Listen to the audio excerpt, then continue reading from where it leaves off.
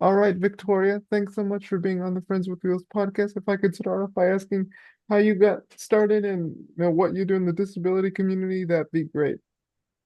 Oh, how did I get started? Well, maybe I'll give you a bit of introduction about the disability that I live with. So I live with Charcot-Marie-Tooth disease. Shortened, it's CMT. There's a couple different types and subtypes, but I have type 4C. So it's basically a peripheral neuropathy that progresses slowly over a lifetime with my particular case. So I got started on the journey with that because as I was growing up, I didn't really know that I had CMT until I was exhibiting symptoms in my 20s and then later got diagnosed. And then once I had confirmed genetic testing, I realized there was no community really where I am in Western Canada, and I didn't really have anybody to lean on for guidance. So I went on this kind of mission to eventually create a community here, which we have now. hmm And for those who don't know, what is Charcot-Marie um CMT? It's way easier to just say CMT. We Yeah. in the community always say CMT too. So CMT, like I mentioned, there's different forms. My particular form is genetically inherited. Many of them are in different ways. Whether you need two carriers to inherit it or just one depends on the type. Mine, I had to have two genetic mutations from my mom and dad, so they both are carriers, but they didn't know that they were carriers until I got diagnosed. Basically, what happened through my lifetime up till now is as a child, I developed scoliosis. So I've had my spine fused several times. We didn't really know what caused it back then, but now looking back, we know that scoliosis is associated with my type and late onset neuropathy. So I started to develop symptoms that seemed like carpal tunnel, weakness, tripping, of rolling my ankles. And then that kind of led to us exploring that I had CMT. And basically, what's happening with my type 4C is the myelin sheath is kind of deteriorating and the nerves are having trouble talking to each other. And then, therefore, you get atrophy and weakness. And similar to muscular dystrophy, similar to MS in some ways, we struggle with similar symptoms, but in a broad sense, that's kind of what it encompasses. hmm So, and how does that particular uh disability sort of impact your daily life? Like, your ability to be independent, that kind of stuff?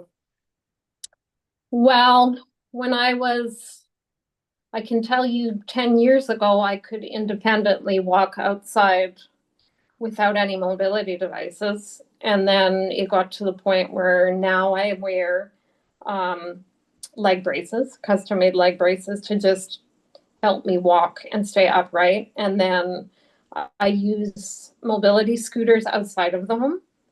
And I use a walker sometimes as well. So it definitely has deteriorated over the years, but you learn how to adapt and use mobility aids to kind of just keep your quality of life as best as you can. It does change seasonally, even for me. Winters up in Canada are very, very brutal. I'm sure you guys get a little bit of snow there, but not what we get. So fluctuations in temperature for me specifically, even if it's a really rainy day, I'll feel it. I'll get the pain. So I get a lot of spinal pain, weakness, cramping, fatigue is a big one for us as well. So sometimes I've already got atrophy that's setting in my hands. hmm So your grip strength can be challenging. So it's just sensory motor skills can go. So that's everyone seems to deal with stuff differently, but we kind of lean on each other because like what else are you gonna do? hmm Yeah. So I noticed that you were on the reality TV show Push, and what was that like? It was definitely an experience. It was very it was very humbling for me to represent CMT in a way that I don't think has ever been done yet, certainly not in Canada for any of us. It was kind of quite groundbreaking here in Canada, but to see how things evolved afterwards because of it and to have them follow the journey of building the branch here, which at the time was just the Edmonton, Alberta branch. Now it's Western Canada, and we have someone else looking after the East. So it was very touching to have that recorded in a for all time. Do you know what I mean? Like historically, and to have my youngest branch member at the time, a young boy, was on, and to see a young child come onto the show representing and talking to me about his disability and shining it in a positive experience that way for me was just, I will forever be thankful for the opportunities that experience gave me. And were you able to connect with other people on the show, or what was that sort of chemistry, or sort of what was that like? It was definitely an experience because there was a whole cast of people with different disabilities, whether it's spinal cord injury, we had CMT, there was CP on there. There was so many different times. So to see everyone kind of share their experiences, the highs and the lows, there were good moments, there were sad moments, right? So, but we showed what life was really like. So it was really unique experience, and I'm glad that we got to pioneer that, especially here in Canada. hmm And what are you doing nowadays post push? Post push, sorry, that's my dog. I have a little Yorkie. So, Okay. um, post push, the branch work has really taken off. Like I said, it started with just Edmonton, Alberta. Then at some point, was looking after all of Canada, which is a lot of people. You have, like, statistically, CMT affects 1 in 2,500. There's a lot of us here with CMT, and I think it just keeps coming more. And I think that statistic eventually will change. But it's nice to see the community grow the way it has. We still need more support for our community in terms of healthcare here. It still is quite difficult for a lot of people to get diagnosed properly, to find doctors who are very skilled. But thankfully, the CMTA has really been able to really help and get things set up here. And now we have two what we call centers of excellence for the CMTA in Canada, which both are in Toronto. One is pediatric and one is for adults. And we've never had that anywhere in Canada ever. So to be able to tell the community here that there is a hospital center with a clinic designated to help them with skilled people that understand is really all I ever wanted for this community, because it is not what I had. hmm And how do you show up for other people with CMT? What do you do on that front? We run monthly support meetings, which I like to call support and sip Saturdays. So I used to have guest members come in, but now I've found the need with the community has shifted where people just need the support and someone that understands, that can listen and relate. So we do monthly meetings where anyone can jump on, talk about what is going on in their lives, what they need support with. And then on top of that, on my social media platforms, I do show a lot of motivational examples for the community, for them to just not give up hope and see that, yeah, it can be a bit of a different life. It can be challenging. It can also be really great. You just have to kind of almost lean into it and embrace and adapt to it. So I try and help keep the community motivated and show them that you can still have a beautiful life. It's just a little bit different. Mm-hmm. Now let me ask you this question. What's sort of the stigma around disability, and disabilities in general? Because oftentimes, the stigmas are often negatively associated, like for people with disabilities, like people with disabilities, you know, they feel some sense of shame, some sense of pity from other people. So like, what's your take on that? I will give you my take from my personal experience throughout my life. So, and specifically in terms of relationships that I've been in. I've been in relationships with some individuals where they've been like, your disability is too much. I can't handle this. Um, in a sense, I do kind of understand it, but also in another sense, it's challenging because it's almost as if someone can't see past the physicality and the struggle deep into who you really are. Mm-hmm. And I am a firm believer that this is just a shell. We all have very unique, different shells. Who we are inside is what will last. You will age. Everyone will become disabled at some point. Mm-hmm. Your body will change, but your heart and soul never will. And that's the stigma that bothers me, is that people sometimes feel like they are unworthy of the life or love that they want because they live with this disability, and it holds them back. Mm-hmm. Yeah, I get what you're saying about the relationships part. It's like I think I've experienced this too, where I tried to talk to women my age, and I would be in a public place and I don't feel like they notice me, or like because I'm trying to like, hey, get their attention and be like this, but then they're just like, I don't know, on their phones or something. I don't know. That's what I've noticed that from my perspective. So it Yeah. kind of feels a bit awkward and weird, but yeah. We just like, I think we deserve the respect that everybody else does. We are all human beings. We just might be living a little bit of a different path than everyone else. But at the end of the day, we always figure out how to do it. It's just different. Yeah, exactly. So like now that we talked about the stigma around disability, how do you sort of educate people that are non-disabled to learn more about disability and sort of reframe it in a way that's like, no, disability is actually a good thing. It's actually a positive thing. Yeah. Well, I'm the type of person where I don't hide my disability. I have no problem, like, for example, my leg braces, I have no problem showing them out in public. I don't hide them. I don't hide any of my mobility devices. If anything, I will purposely make sure that they are highlighted.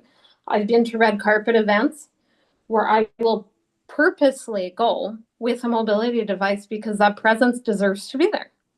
Mm-hmm. We are a part of society. And I always welcome anyone who wants to come up and talk to me, whether they are a child or a full grown adult. Come and ask me a question. I would rather you ask me through curiosity and so I can educate you properly versus shunning someone from talking to me or just gawking from the side.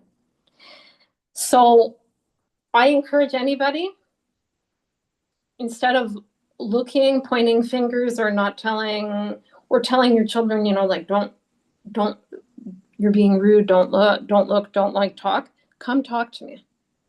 Come Yeah. ask me so I can enlighten you and change you a little bit, even the slightest way, because anybody that you go up to like that will mold you in some way. Mm-hmm. Which brings me to my next question. Why do people hide their disability from others? Well, that is a very good question. I think there is no one particular answer for that. I think it's very individual to the person, whether it's coming from a place of denial where you don't want to really fully embrace, which I've been there. years ago when I was diagnosed. I was very, I didn't want to, I live with like scoliosis that has affected my back. As a child, for example, I did not feel comfortable wearing even a tank top like I am today because I didn't want scars showing. I didn't want people to be like, look at her deformity, right? Now, as I grow older, like you grow into your skin and you kind of you realize we're all the same. It's just and life is so much easier when you can embrace it. Mm-hmm. Yeah. My next question is what have you learned in doing work in the disability space, but also like on push? If you could talk about those things a little bit. What did I learn? I think over the years, with both of those scenarios, what I have learned is to that there are people out there that understand what you are going through, and there are other people out there that need that support from others. That community is so important. And for me personally, what I've gotten out of all of that is it has helped me over the years realize that my CMT is not a burden for me, never was. Maybe back then I did when I was first learning to embrace it, right? I was young. Now I am so thankful. In a weird way, it might be hard for people to grasp that. I'm thankful that I have CMT and I wouldn't change a single thing. I would not even cure myself of CMT because it has given me the ability and the space to do what I have done for the community right now and help others and to show people that no matter what, you can still have a fruitful and fulfilling life for as long as you can. Yeah, it's always this idea. I remember talking to one of your co-stars, and on the push show, and oftentimes it it's sort of this idea of like why me? Like why do I have this? But to sort of shift it to like, oh, okay, I can accept this. This is who I am. It's sort of that reframing or refocus in the disabled person to say, hey, I can accept this. I can fully embrace this, you know? Yeah, I like to call the term lean into it. Mm-hmm. It's just I try and live my life like that every day. And, like you build the confidence up. You feel like you have a place in this world. And you know what? Other people respect you that much more for what I've found. Mm-hmm. And so for those who with a disability who kind of feel lost, like who don't aren't sure of how their disability, of who they are and like how they sort of fit into the world, what message do you give to those who kind of feel lost in a world, that isn't quite built for them? You are never alone. There is always a community out there for you. You just have to find it. And if you can't find it, do what I did and build it, pioneer it. The people will come because they are there. You Hmm. just have to find them. Yeah, and what can people do to find more info about your work or what you do? They can always get in touch with me on Instagram. My handle is CMT with V. Or if they are living with CMT or they want to learn more about it, our branch page, they can find that through the Western Canadian CMTA brand. All right. Okie dokie.